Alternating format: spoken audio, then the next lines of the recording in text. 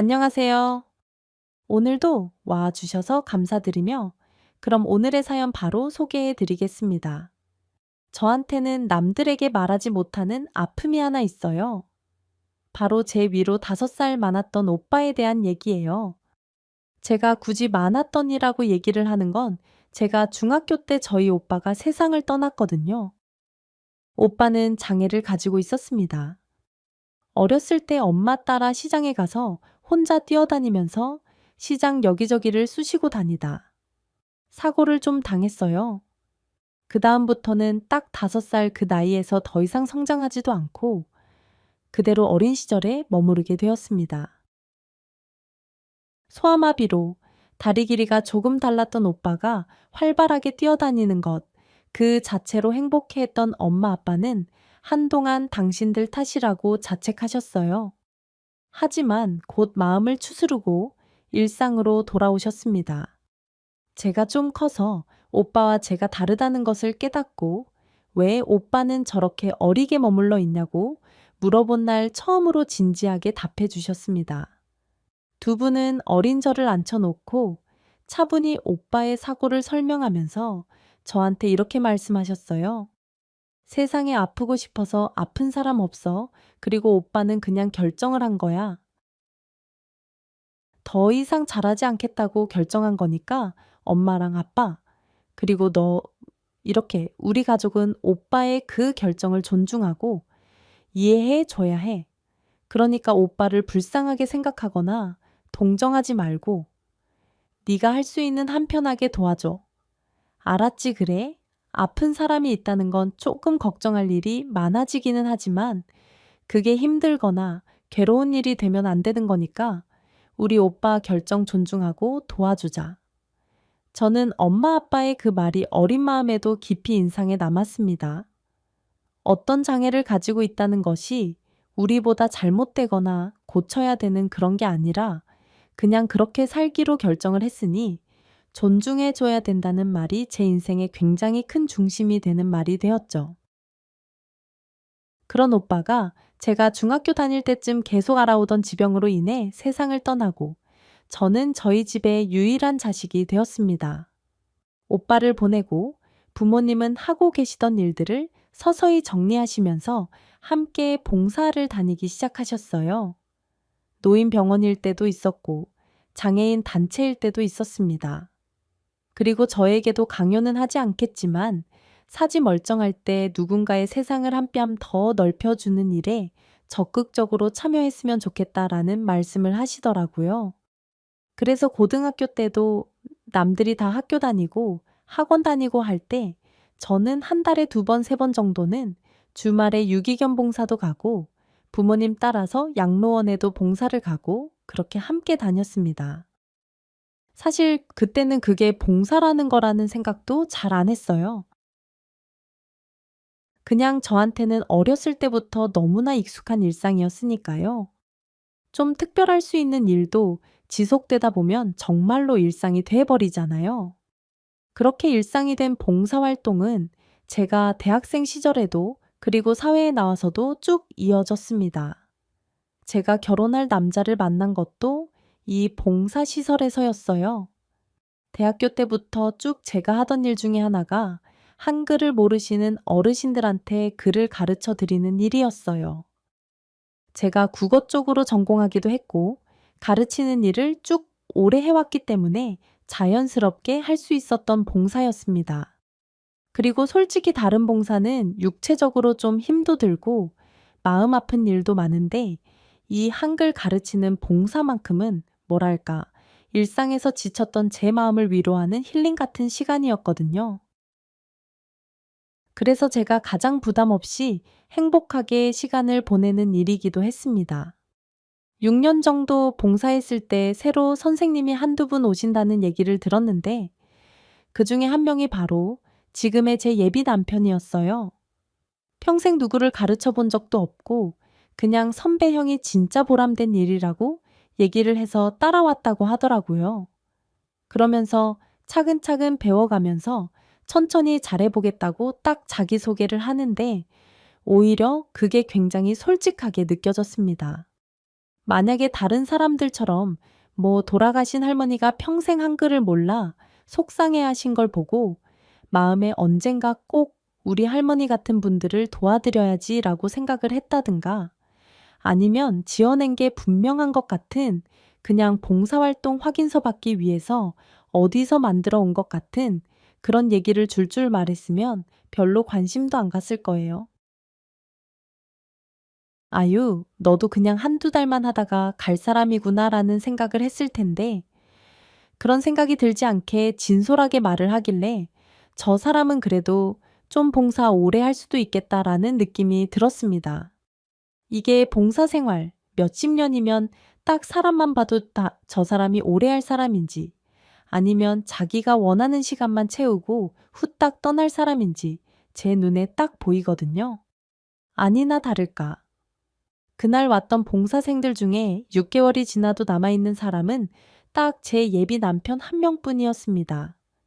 그리고 제가 봉사시설에서 가장 오래 있었다는 이유, 하나만으로 제가 남편을 이끌고 가르치는 일종의 선배 역할을 하게 되었어요.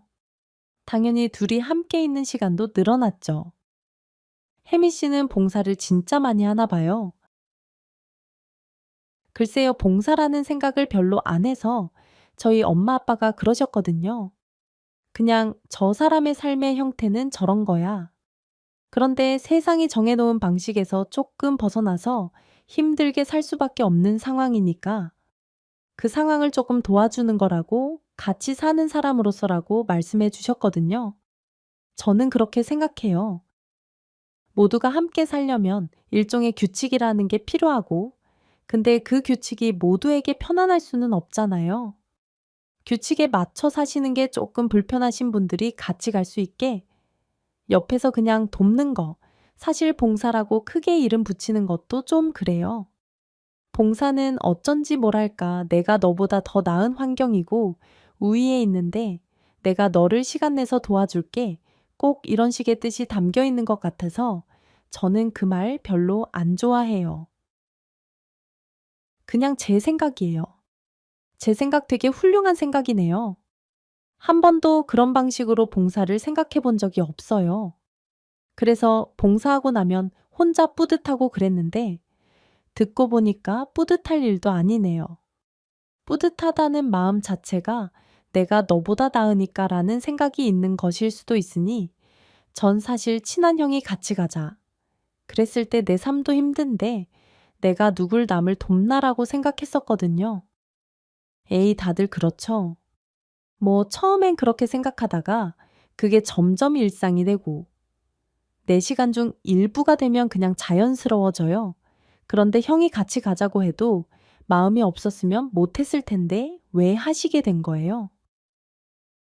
아, 그냥 뭐 나중에 좀 더 친해지면 말해줄게요, 그냥. 뭐랄까, 마음의 빚, 마음의 빚이요. 무슨 빚? 뭐 누구한테 실수한 거 있어요? 뭐지? 에이, 그런 게 있어요. 그냥 넘어가요. 우리 그나저나 혜미 씨는 언제부터 하셨어요? 왜 시작하신 거예요? 그렇게 꼬치꼬치 묻는 그가 어쩐지 싫지 않았습니다. 사실 이런 질문은 봉사활동 다니다 보면 많이 듣거든요. 그런데 그때마다 꼭 저를 신기하게 보는 것 같다라는 생각을 지울 수가 없었어요. 왜냐하면 얘기를 한창 하다 보면 자연스레 세상 떠난 우리 오빠 얘기가 나오고 그러면 사람들이 저를 뭔가 사연 있는 여자처럼 안쓰러운 눈으로 보곤 했거든요. 사실 그런 게 아니라 정말 제 삶이고 일상이 되어서 하는 것뿐인데 마치 먼저 세상 떠난 오빠를 그리워해서 그 오빠한테 해주고 싶은 것들을 하는 그런 처연하고 사연 복잡한 비운의 여동생처럼 보는 시선 말이죠. 그런저런 생각들이 복잡해서 지금까지는 별로 그런 질문을 좋아하지 않았어요. 근데 희한하게 예비 남편이 눈을 반짝이면서 묻는 그 질문은 기분이 나쁘지가 않더라고요. 그래도 구체적인 얘기를 하기에는 좀 이른 감이 있다 싶어서 애둘러서 얘기했습니다. 그냥 집안 분위기가 그래요. 엄마 아빠도 많이 다니시고 어렸을 때부터 따라다니면서 하다 보니까 뭐 일상이 된 거죠. 그냥 자연스럽게 하다 보니까 이렇게 됐어요. 그럼 이거 말고도 다른 데도 많이 다니세요? 다니기는 하죠. 왜요? 같이 다닐래요? 그러자 그 사람이 살짝 당황스러운 표정을 하더니 말을 못하고 머뭇거리더라고요. 그래서 제가 웃으면서 그랬습니다. 마음이 동하고 시간이 편하면 그때 해요. 이건 누가 요구한다고 할 수 있는 것도 아니고 요구할 수 있는 문제도 아니니까요. 편할 때 하는 게 맞아요. 저는 워낙 오래전부터 하던 거고 하는 게 오히려 마음이 편해서 하는 거예요. 그렇게 저희는 한 달에 2번 할머니들에게 한글을 가르쳐 주는 한글 학교에서 만났습니다. 그리고 그 외 시간에는 밖에서 한두 번 만나면 밥도 먹고 차도 마시고 영화도 보면서 데이트라는 걸 했죠. 그렇게 만나다 보니 어느새 서로를 남자친구, 여자친구로 지칭하게 되고 나이도 있으니 그냥 이렇게 만나지 말고 우리 결혼을 전제로 한번 진지하게 만나보자는 얘기까지 갔습니다. 그렇게 서로를 알게 된 지 6개월 만에 저희는 결혼을 전제로 만나기로 약속한 연인이 되었어요. 예비 남편과의 데이트는 늘 즐거웠습니다.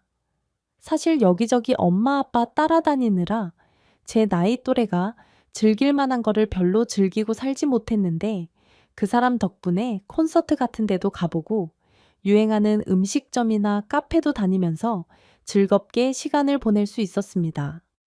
게다가 이 사람이 얼마나 사근사근한지 저랑 사귀고 1년이 차이 되지 않았는데 그때부터 벌써 저희 집을 들락거리면서 사위 노릇을 하는 거예요. 아니, 사위라기보다는 아들이라고 해야 할까요? 저희 엄마 아빠도 처음에는 좀 어색해 하시다가 한 두세 번 정도 지나고 나니까 오히려 저한테 언제 놀러 오냐고 채근을 하시더라고요. 사람이 서글서글한 데다가 모난 구석도 별로 없어서 엄마도 아빠도 편하게 대하시더라고요. 게다가 아빠와 스포츠 보는 취미가 완전 똑같은 거 있죠. 저희 아빠가 축구랑 야구 진짜 광팬이신데 집에 여자 둘만 있다 보니 영 그런 얘기 할 사람이 없어서 늘 외로워하셨거든요. 왜 축구나 야구는 같이 보면서 소리도 지르고 서로 막 팀 전술 얘기도 하고 그래야 좀 더 재미있잖아요. 근데 저랑 엄마는 막대기로 공을 치면 야구발로 공을 차면 축구, 그냥 정말 이게 전부거든요. 그러니 아빠가 옆에서 이렇고 저렇고 이러니 저러고 얘기를 해도 그런가 보다 하면서 멍하게 듣다가 그냥 저희가 보던 드라마나 예능으로 얘기를 선회해 버렸거든요. 아빠가 그게 늘 엄청 속상하시고 아들이 있는 집이 아빠랑 같이 스포츠 보는 거 은근히 부러우셨었나 봐요. 그런데 아들 얘기하면 죽은 오빠 생각을 하게 되고 그러면 엄마랑 제가 또 눈물을 흘린다는 걸 아시니까 꾹 참고 계셨던 모양입니다. 그런 와중에 불쑥 나타난 사윗감이 아빠랑 응원하는 팀도 똑같고 아빠랑 생각하는 것도 비슷해서 서로 스포츠 얘기를 하면 한도 끝도 없이 수다가 이어지니 아빠가 정말 너무너무 신나하시는 거예요. 제가 이번 주에 남자친구랑 같이 갈 건데 라고 운을 띄우면 저희 아빠 일단 맥주부터 가지고 쌓아 놓으시는 게 습관이 되셨습니다. 당연히 맥주 마시고 있는 대로 취해서 스포츠 얘기를 하다 보면 자고 갈 수밖에 없잖아요.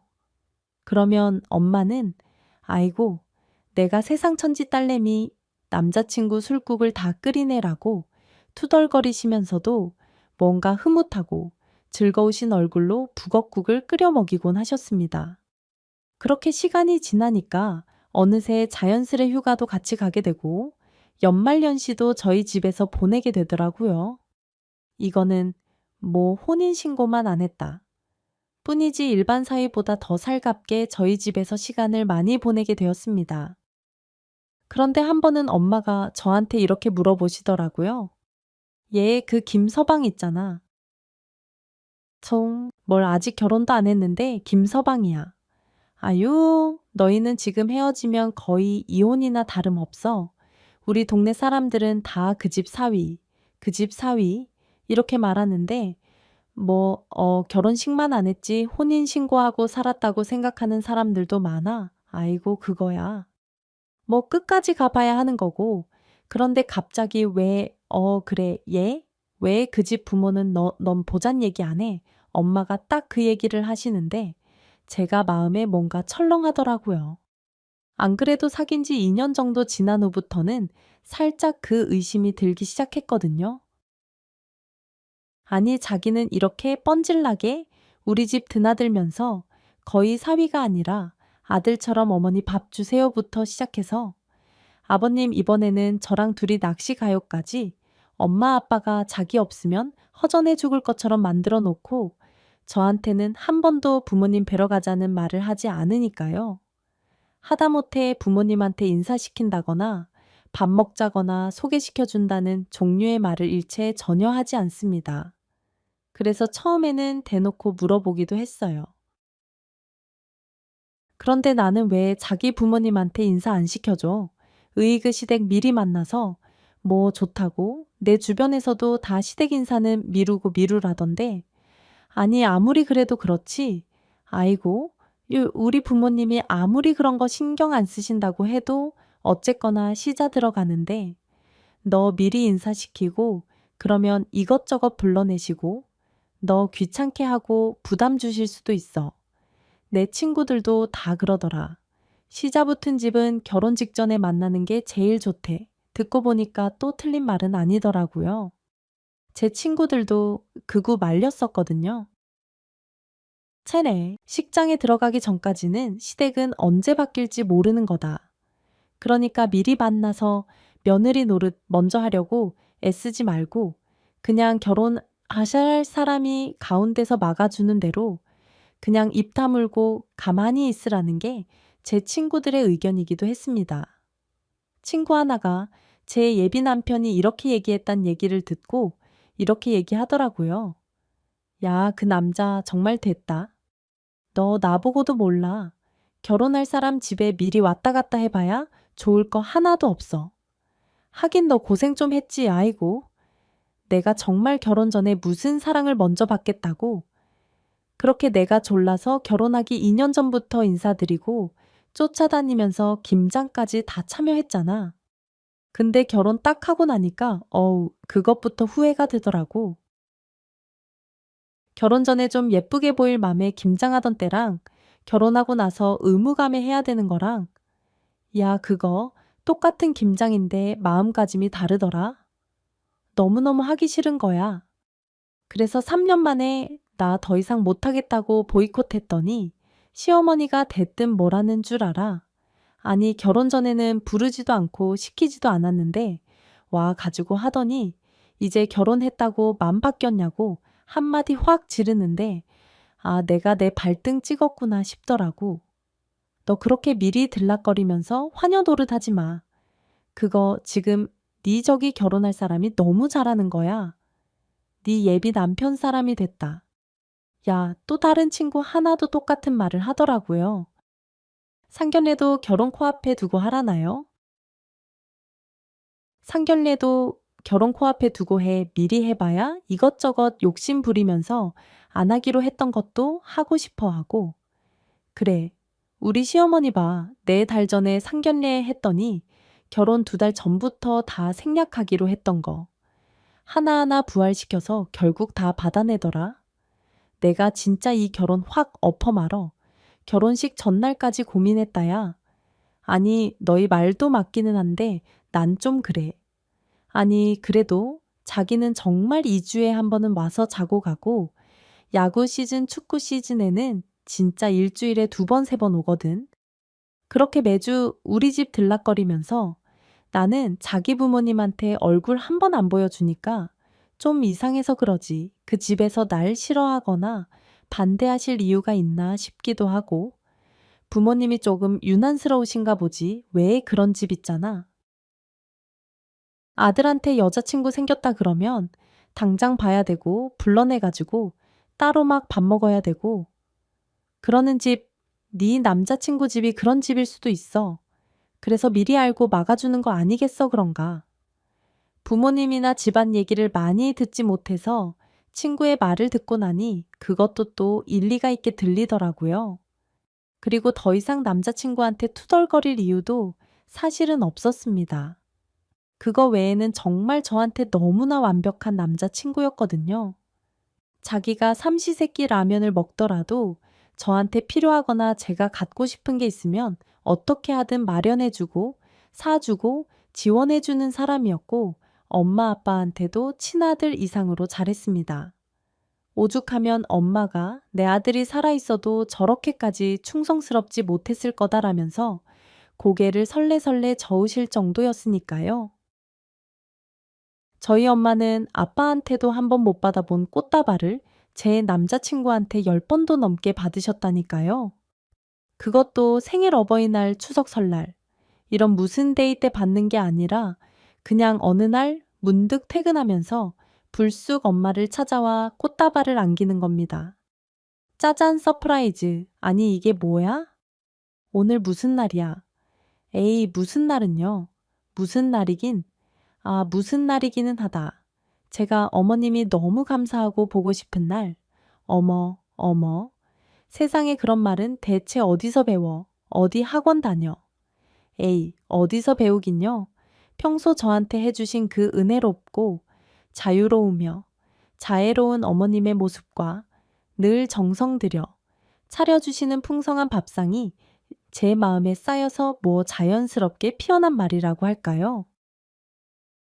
아이고, 세상의 꽃보다도 그 말이 더 예쁘네. 들어와. 밥 아직 안 먹었지. 아이, 당연히 안 먹었죠. 어머님, 밥은 물 마른 밥에 김치만 먹어도 맛있어요. 저 밥 먹고 갑니다. 저의 영혼을 살찌우는 행복한 우리 어머니 밥. 아이고, 예뻐라. 진짜 어서 들어와. 내가 오늘 한우 굽는다. 아주 배 터지게 먹여줄 테니까. 어서 들어와. 그렇게 저는 혼자서 회사에서 땀 뻘뻘 흘리며 야근하고 있을 때 제 예비 남편은 저희 엄마가 구워준 고기 먹고 저희 아빠가 따라준 술 마시며 그렇게 저희 집에서 놀고 먹을 때가 한두 번이 아니었습니다. 그렇게 시간이 지나다 보니 어느새 자연스레 저희 주말 스케줄도 조금씩 변화가 있기 시작했어요. 저희 아빠가 워낙 운동 좋아하시고 낚시 좋아하시니까 주말마다 아빠랑 같이 운동이랑 낚시 약속 잡히는 경우가 잦아지더라고요. 자연스럽게 그냥 저는 그 시간을 혼자 보내기가 애매해서 또 봉사활동을 늘렸습니다. 엄마가 오랫동안 다니신 치매 요양병원인데 그 요양병원에서 얼마 전에 장애인 시설을 하나 열었다고 하더라고요. 노인분들 중에서도 장애를 가지신 분들에게 특화된 시설이라며 엄마가 그쪽에서 한번 봉사를 좀 해보는 게 어떻겠냐고 권유를 해주셨습니다. 제가 워낙 장애인 봉사도 오래 하고 노인 봉사도 오래 했기 때문에 나름 도움이 될 수 있을 것 같아서 지원을 했고 매주 토요일마다 봉사활동을 나가게 됐어요. 평생 장애를 가지고 살아오신 분들은 두 부류로 나뉘었습니다. 엄청 머리부터 발끝까지 화가 가득 차 계신 분도 계셨고 또 한편으로는 그냥 너무 기운 없이 기가 죽어 계신 분들도 계셨죠. 그 모습도 저 모습도 다 우리가 나이 들면 만들어지는 모습이겠거니 하면서 그냥 어르신들 얘기 많이 들어주고 화내시면 받아들여주고 우시면 위로해드리며 봉사를 하게 되었습니다. 그런데 그 중에서도 유난히 눈에 띄는 분들이 있었어요. 보통 홀로 들어와서 계시는 분들이 더 많았는데 그분들은 부부시더라고요. 저희 엄마 아빠와 비슷한 연배의 부부셨는데 두 분 다 지적장애를 가지고 계셨습니다. 좀 느리고 포인트가 조금씩 어긋나서 그렇지 그래도 의사소통이 아주 안 되는 분들은 아니어서 그 두 분을 같이 산책 모시고 나가면서는 이런저런 대화를 많이 하게 됐어요. 언니 예쁘다. 감사해요. 어머님도 예뻐요. 아니야? 나는 미워. 그래서 우리 아들 나 미워해? 어머, 아들이 있으세요. 제가 깜짝 놀라서 물어보니까 그 부부가 입을 꾹 다물더라고요. 마치 아들이 있는 걸 얘기하면 누군가에게 혼난다는 듯한 그런 얼굴이었습니다. 그래서 그냥 그런가 보다 하고 더 이상 묻지 않았어요. 제가 봉사를 오래 하면서 깨달은 것 중 하나는 머리에 장애가 있건 몸에 장애가 있건 아니면 어딘가 불편하건 사람은 다 똑같다는 거였어요. 뭔가 숨기고 싶은 게 있는 것도 누군가에게 말할 수 없어 속상한 것도 아픈 것도 다 똑같이 느끼신다는 거였죠. 다만 속도가 다르거나 정도의 차이가 있을 뿐이었습니다. 그걸 내가 그 사람들보다 조금 더 신체적으로 건강하다고 해서 캐물을 걸 리는 없더라고요. 물론 그분들이 미처 표현을 못해 해서 아프거나 괴롭힘 당하는 거 혹은 다치거나 누군가가 상해를 가한 것 그런 걸 표현 못할 때는 빨리 알아채고 조치를 취해줘야 되지만 그 외에는 정말 저희랑 전혀 다를 게 없어요. 희노애락, 애어욕 똑같은 감정선을 가지고 계시다는 걸 제가 봉사활동하면서 배웠거든요. 그래서 그날은 더 이상 묻지 않았어요. 대신 시설 관리자한테 슬쩍 물어봤죠. 저분들 아들 있으신가 봐요. 그런데 저 지난 몇 달 동안 봉사 오면서 한 번도 아들을 본 적이 없는데 저희도 입소 처음에 할 때 빼고는 본 적이 없어요. 쟤들, 그래도 돈을 꼬박꼬박 보내시는데 와도 정말 몇 달에 한 번 퇴근하고 슬쩍 들리는 게 다예요. 사실 되게 아들 그리워하시거든요. 좀 오래 머물면서 얘기도 나누고 그러면 참 좋을 텐데, 아, 그래요? 요즘에도 그런 사람들이 있구나. 그래도 한편으로는 다행이라고 해야 되나? 버리지 않고 저렇게 그래도 부모님 돌보는 게 그러게요. 에휴, 근데 요즘엔 그런 생각도 들어요. 그게 다 뭔 소용인가 하는 생각이요. 자식들은 돈 내는 걸로 할 도리를 다 한다고 생각하지만 사실 저분들은 좋은 시설보다는 자식이 와서 얼굴 한 번 더 보여주는 거, 그거 더 좋아하실 수도 있는데 라는 생각이요. 그건 그래요. 저희 부모님도 제가 용돈 보내드리는 것도 보내드리는 거지만 같이 시간 보내는 거 더 행복해 하시더라고요. 에이, 참 요즘에 엄마 아빠 잘 안 오시던데 바쁘세요. 엄마 아빠는 옆에서 요양병원 봉사하시잖아요.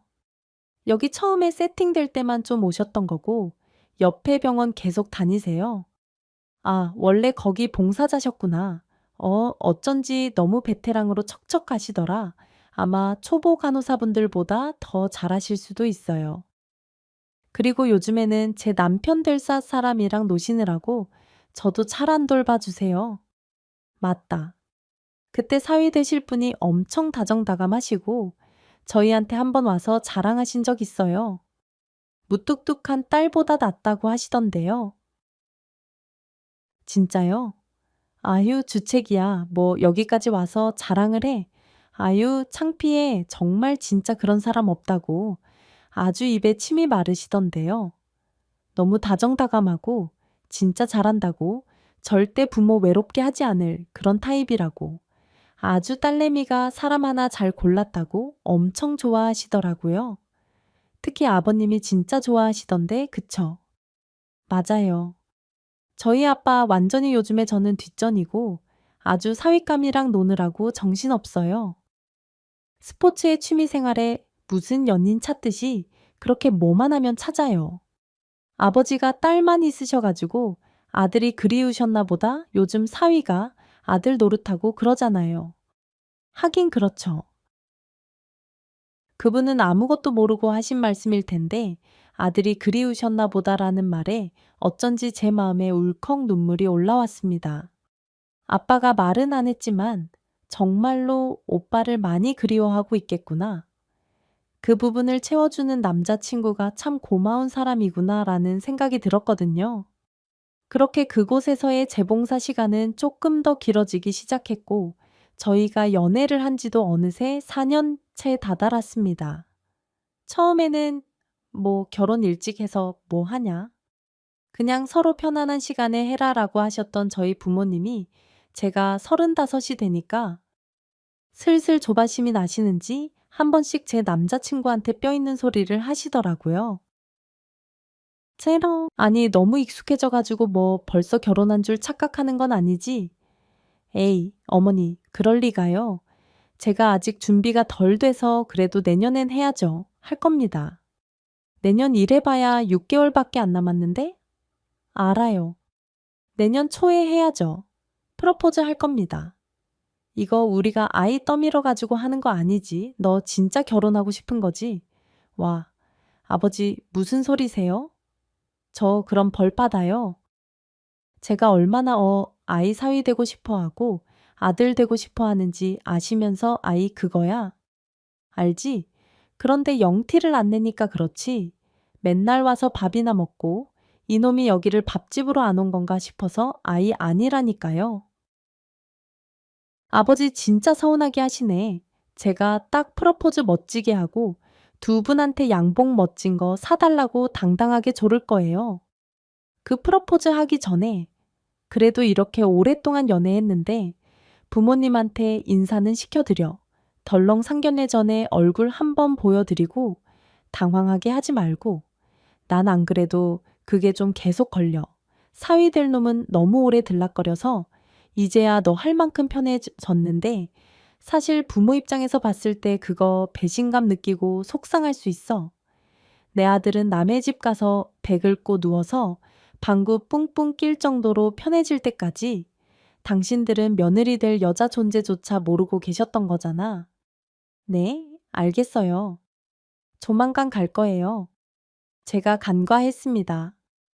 부모님께 잘 말씀드릴게요. 너무 걱정하지 마세요. 혹시 부모님이 엄청 막 이렇게 그러니까 조금 과하고 아이 조금 과하고 그러셔가 무슨 말씀이세요? 아니 그러니까 혹시 이렇게 부모님이 뭐랄까 이렇게 막 우리 애한테 시집살이를 많이 시키실 것 같다거나 뭐 그런 타입이시냐는 거지 그건 아닌데 왜 그러세요?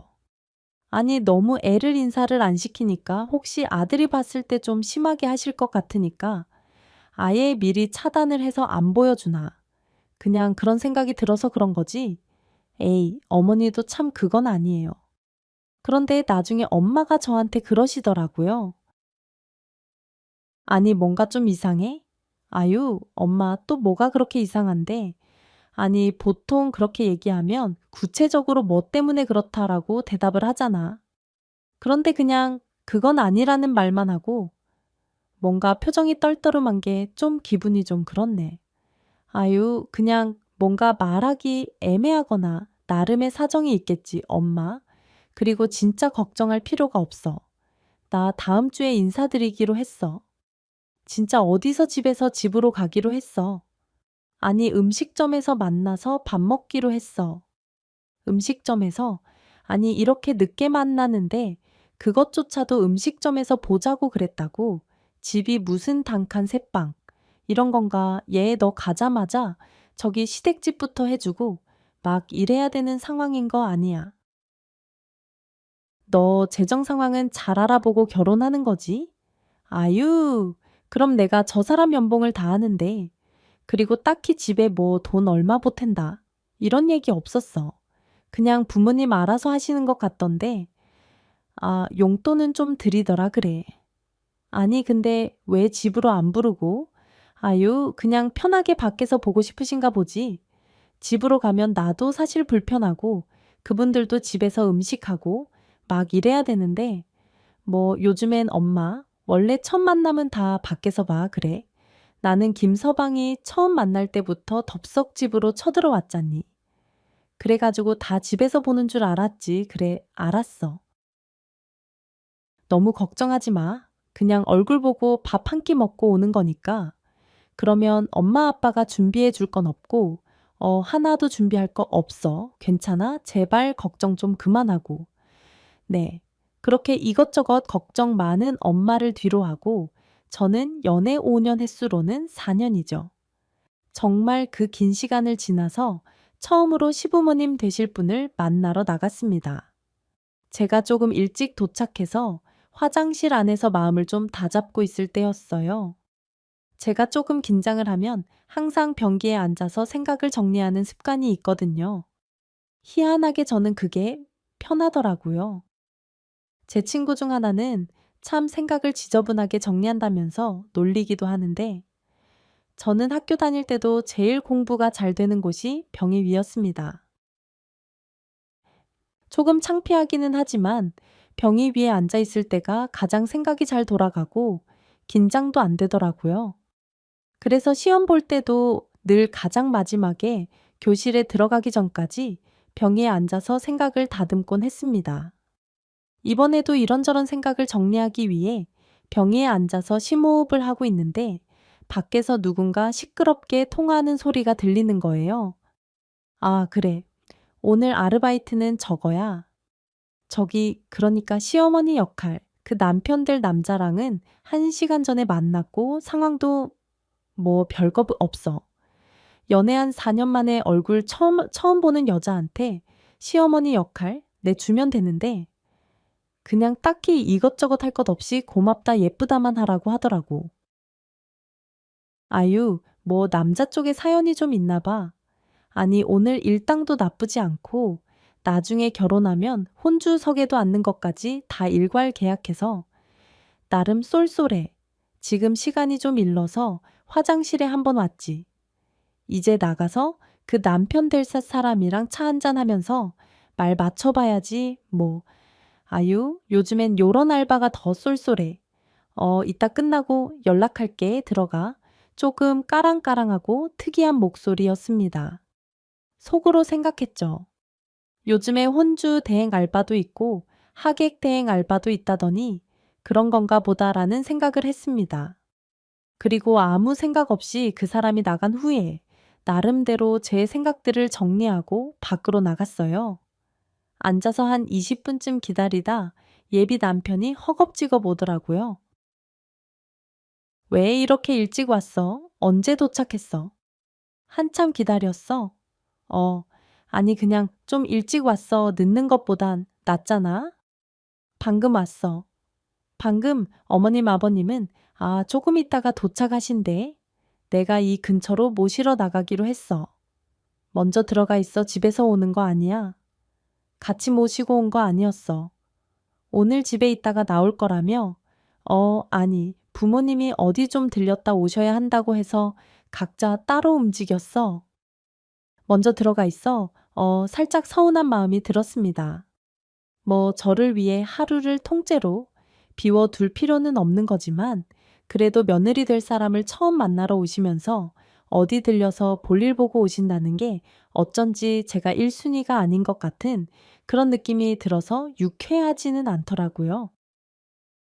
세냐, 제 예비 남편은 저를 두고 허둥지둥 밖으로 나갔고 저는 자리에 앉아서 부모님을 기다렸습니다. 그런데 얼마 지나지 않아 밖에서 뭔가 시끄러운 소리가 들리더라고요. 두 분이 도착하신 듯 했습니다. 문이 열리고 두 분이 들어오시길래 바로 일어나서 인사를 했어요. 안녕하세요. 처음 뵙겠습니다.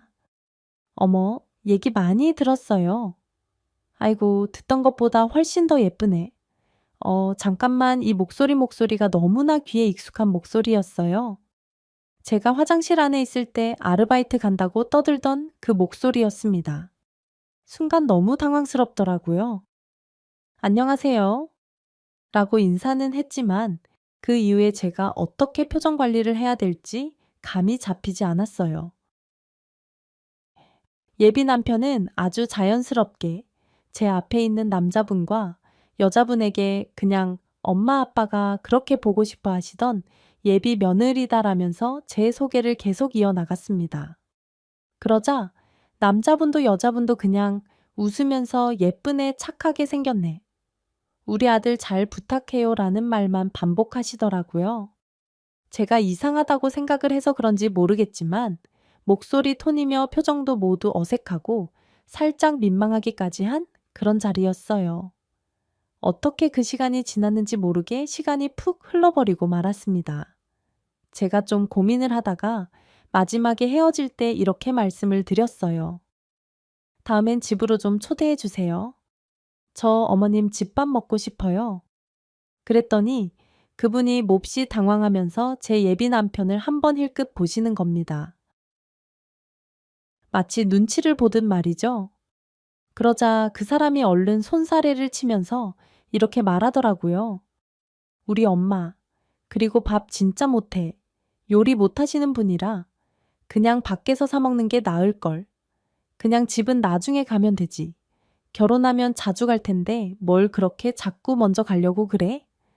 그렇게 얼버무리는 걸 보니까 더 의심이 되고 이상한 생각이 들었습니다.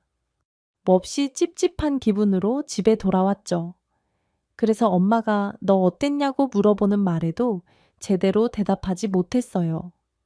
대체 그게 무슨 소리냐서부터 시작해서 저조차도 해결이 안 된 질문들을 마구 하실 것 같았거든요. 그래서 그냥 좀 피곤하다라는 말과 함께 방으로 들어가 버리고 말았습니다. 징대 사실 정말 피곤해서 제가 어떻게 반응해야 될지도 모르겠고 어떤 식으로 행동해야 될지도 모르겠더라고요. 피곤하다는 핑계로 예비 남편 전화가 오는데도 그냥 계속 졸리고 피곤하니 좀 자야겠다라며 피했습니다. 그러나 예비 남편은 긴장한 게 풀렸나 보다라는 말을 하며 수고했다고 자고 일어나서 연락하라고 하더라고요. 전화를 끊었어요. 그렇게 찜찜한 기분을 가지고 다음날 봉사를 갔죠. 마음이 심란하고 싱숭생숭하니 평소 익숙하게 하던 것들도 자꾸만 실수가 나왔습니다. 아무래도 제 기분이 평온하지 않으니 작은 일에도 짜증이 올라오더라고요. 차라리 천천히 걸으면서 산책이라도 하면 나아질 것 같아서 늘 함께 산책을 했던 부부를 찾아갔어요. 그런데 제가 평소에 항상 산책을 시켜드렸던 그 부부가 방에서 나오려고 하지를 않으시는 겁니다. 그리고 둘 다 뭐 침울하고 슬픈 얼굴로 방 안에서 멍하게 앉아 계시기만 하더라고요. 그래서 제가 여쭤봤어요. 혹시 무슨 일 있으시냐고요? 그랬더니 돌봐주시는 선생님이 슬그머니 이렇게 말씀을 하시더라고요. 어제 아들이 상견례를 했대요. 그런데 본인들 말고 다른 사람을 부모인 것처럼 데리고 나갔다고 하더라고. 결혼식 때도 그렇게 할 거니까 그렇게 알라고 통보했대. 그것 때문에 지금 두 분 다 엄청 우울해 있어요. 순간 뭐 그런 인간이 다 있어라는 생각이 들더라고요. 아니 아무리 부모가 자기 기준에 맞지 않는다고 하더라도 그렇게 하는 자식이 어딨어요. 나쁜 놈이죠. 그래서 제가 어이가 없어서 아니 세상에 그런 인간도 있어요 라고 했더니 그 선생님이 고갯짓을 픽 하시면서 그러시는 겁니다. 그 인간 저기 가네 어디요 누구요? 그 아들이 조금 전에 왔다가 갔어요.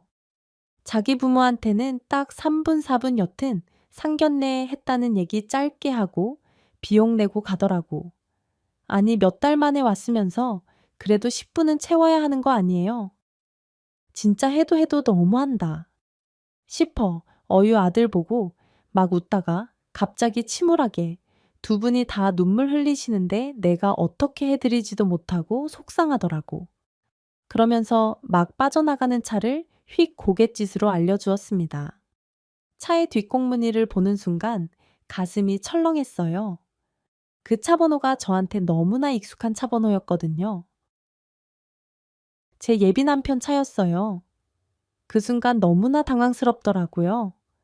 왜 저 사람이 여기 있지라는 생각이 먼저 들었고, 그 부부의 아들이 왜 저 사람이지라는 생각도 들었습니다.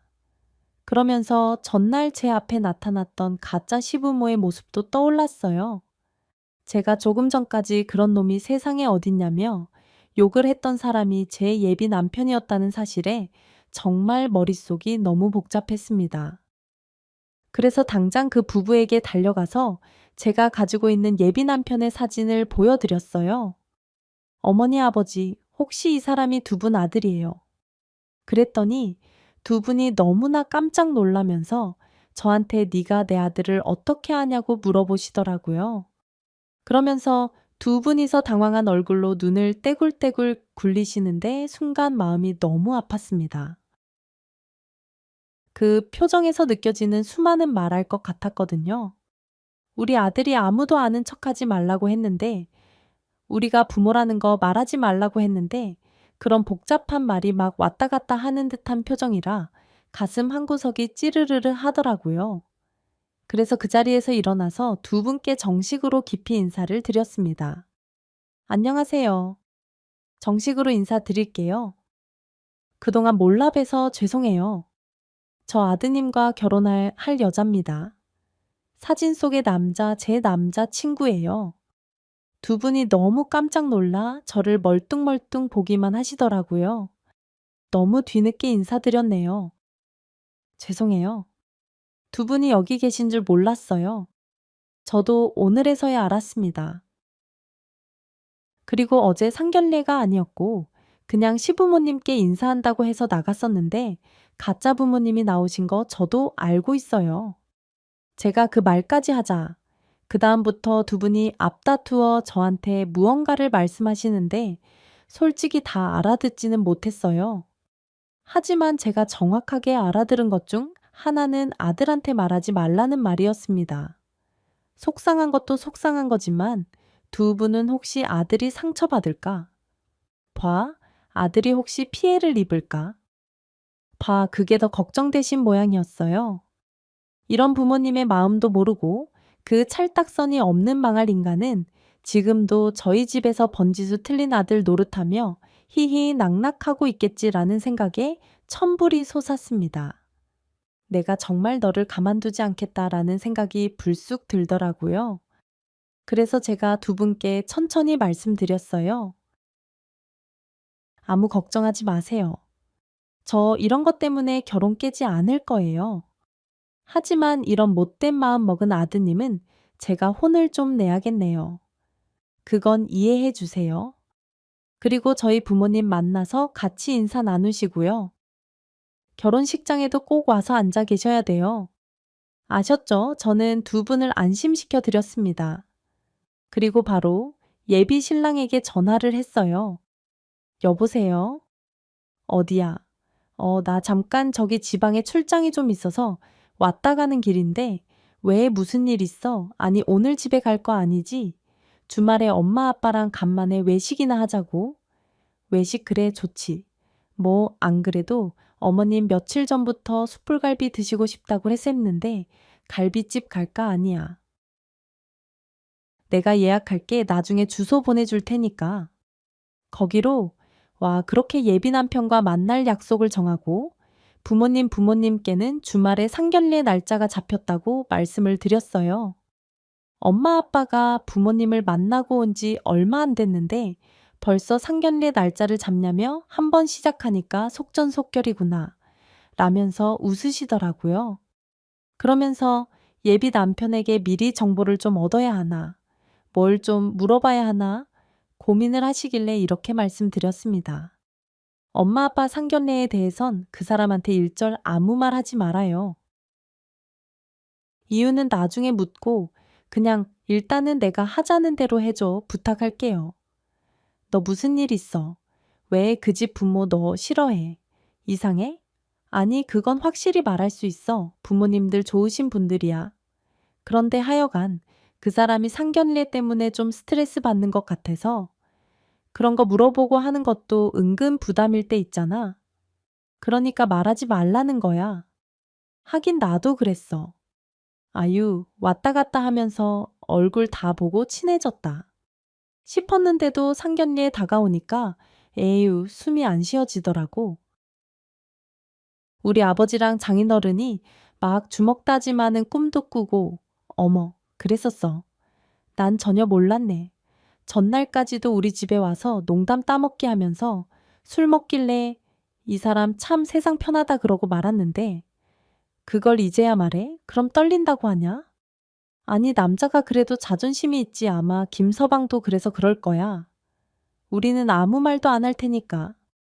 너도 이런저런 말해서 마음 복잡하게 만들지 마. 이런저런 얘기를 하며 예비 남편을 배려하는 부모님께 시부모님에 대해 미리 말씀을 드려야 하나 말아야 하나 좀 고민을 했습니다. 하지만 아무 말도 안 하기로 결정했어요. 저희 부모님이 현장에서 어떻게 하실지는 그냥 엄마 아빠를 믿기로 했습니다. 그래서 아무 말씀도 안 드리고 그냥 좋은 식당을 하나 예약했어요.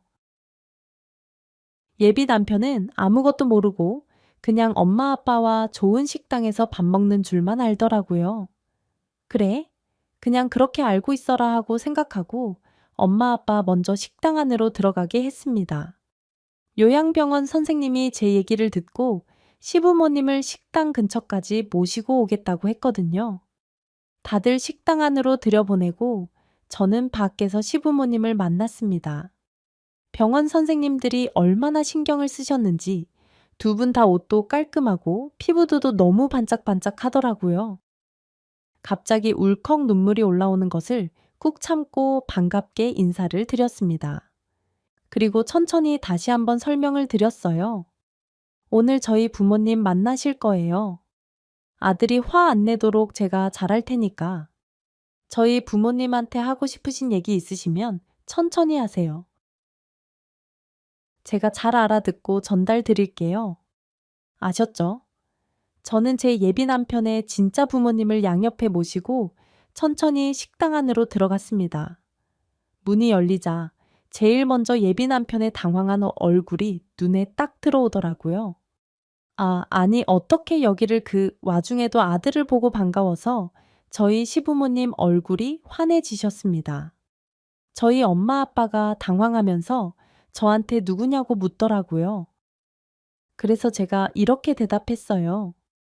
엄마 아빠 제 시부모님이세요.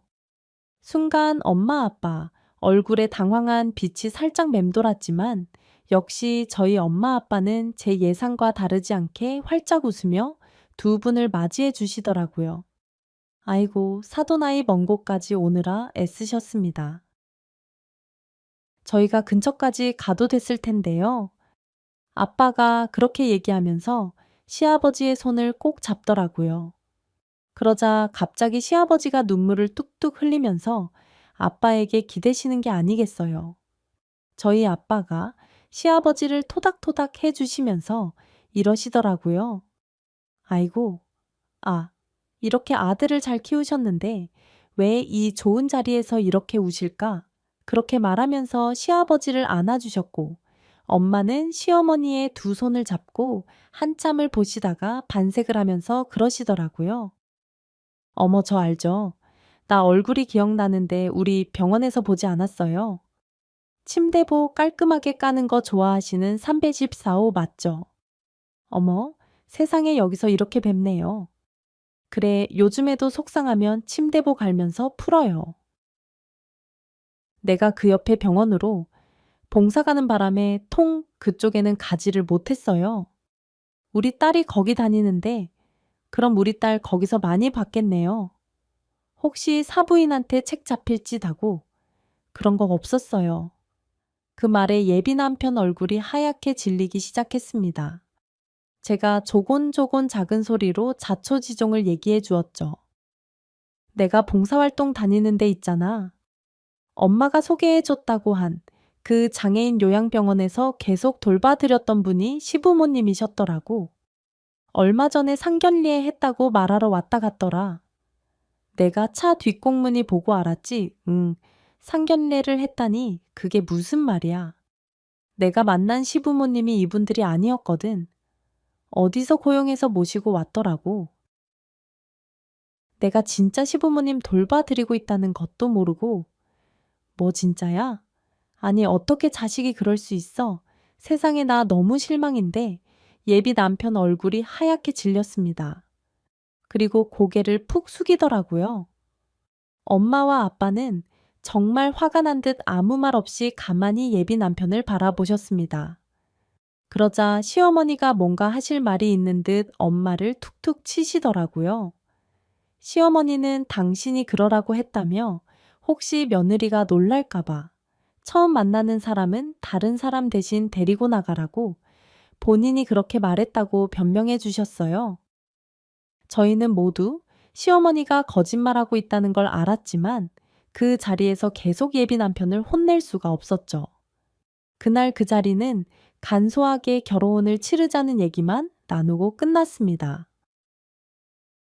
약간은 정신없는 상견례가 끝나고 양쪽 집 부모님은 각자의 공간으로 돌아가시고 저와 예비 남편 둘만 남았어요.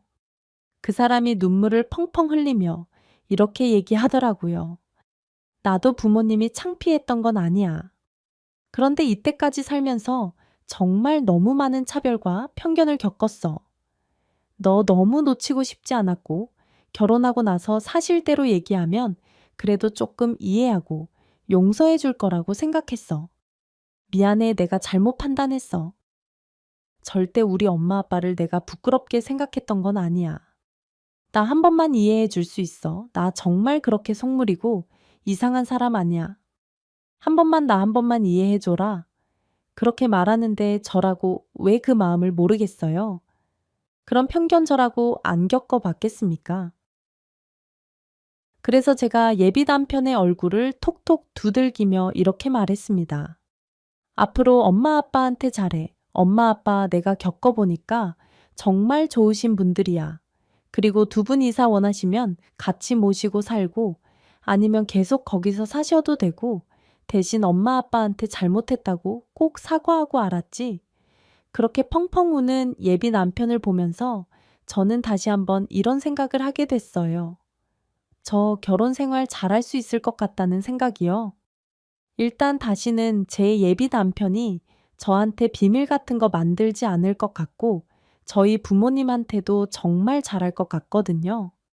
물론 저도 시부모님께 잘해야죠, 두 분이. 앞으로는 마음껏 행복하셨으면 좋겠습니다. 그리고 그 길을 제가 잘 도울 수 있으면 좋겠어요.